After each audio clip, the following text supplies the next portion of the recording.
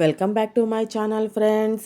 ಇವತ್ತು ನಿಮಗೆ ಮನೆಯಲ್ಲೇ ಈಸಿಯಾಗಿ ಅಲೋವೆರಾ ಜೆಲ್ ಹೇಗೆ ಮಾಡಬೇಕೋ ತೋರಿಸ್ತೀನಿ ರೀ. ಒಂದು ಬಟ್ಲಲ್ಲಿ ನೀರು ಹಾಕ್ಕೊಂಡು ಅಲೋವೆರಾನ ಈ ಥರ ಅರ್ಧ ಗಂಟೆವರೆಗೂ ಬಿಟ್ಬಿಡಿ. ಈ ಥರ ಮಾಡೋದ್ರಿಂದ ಅದರಲ್ಲಿರೋ ಎಲ್ಲೋ ಲಿಕ್ವಿಡ್ ಎಲ್ಲ ಬಂದ್ಬಿಡುತ್ತೆ ರೀ. ಎಲ್ಲೋ ಲಿಕ್ವಿಡ್ ಇರೋದ್ರಿಂದನೇ ಮುಖದ ಮೇಲೆ ಪಿಗ್ಮೆಂಟೇಷನ್ ಬರುತ್ತೆ ರೀ. ಅದಕ್ಕೆ ತುಂಬ ಜನ ಅಲೋವೆರಾ ಜೆಲ್ನ ಯೂಸ್ ಮಾಡೋದಕ್ಕೆ ಹೆದರ್ತಾರೆ. ಈ ಥರ ಮಾಡೋದ್ರಿಂದ ಪಿಗ್ಮೆಂಟೇಷನ್ ಬರಲ್ಲ ರೀ. ಯಾವುದೇ ತರಹದ ಕೆಮಿಕಲ್ ಯೂಸ್ ಮಾಡ್ದಂಗೆ ಮನೆಯಲ್ಲೇ ಈಸಿಯಾಗಿ ಅಲೋವೆರಾ ಜೆಲ್ ಮಾಡ್ಬೋದು ರೀ.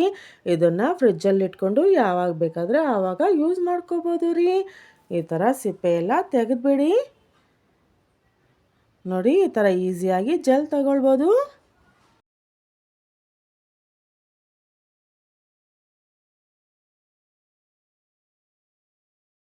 ನೋಡಿ, ಕ್ರಿಸ್ಟಲ್ ಥರ ತುಂಬ ಚೆನ್ನಾಗಿದೆ ಅಲ್ವಾ. ಈಗ ಈ ಜೆಲ್ನೆಲ್ಲ ಒಂದು ಜಾರ್ಗೆ ಹಾಕ್ಕೊಳ್ಳಿ. ನುಣ್ಣಗೆ ಮಿಕ್ಸಿಗೆ ಹಾಕ್ಕೊಳ್ಳಿ. ಇದನ್ನು ಒಂದು ಸ್ಟ್ರೈನರಲ್ಲಿ ಹಾಕ್ಕೊಳ್ಳಿ.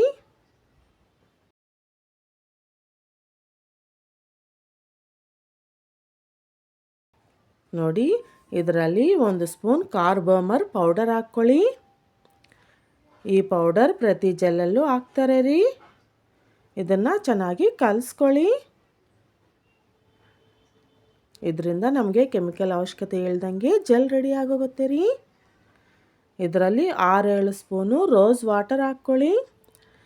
ರೋಸ್ ವಾಟರ್ ಹಾಕ್ಕೊಳ್ಳೋದ್ರಿಂದ ಅಲೋವೆರಾ ಸ್ಮೆಲ್ ಬರ್ದಂಗೆ ಚೆನ್ನಾಗಿರುತ್ತೆ ರೀ.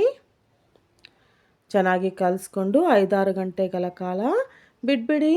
ಇಲ್ಲ 1 ಅವರ್ ಫ್ರಿಜ್ಜಲ್ಲಾದರೂ ಇಡಿ. ಅಷ್ಟೇ, ಎಷ್ಟೋ ಈಸಿಯಾಗಿ ಅಲೋವೆರಾ ಜೆಲ್ ರೆಡಿ ಆಯಿತು ರೀ. ನೀವು ಒಂದು ಸಲ ಟ್ರೈ ಮಾಡಿ. ಇಷ್ಟ ಆದರೆ please like, share, comment and subscribe.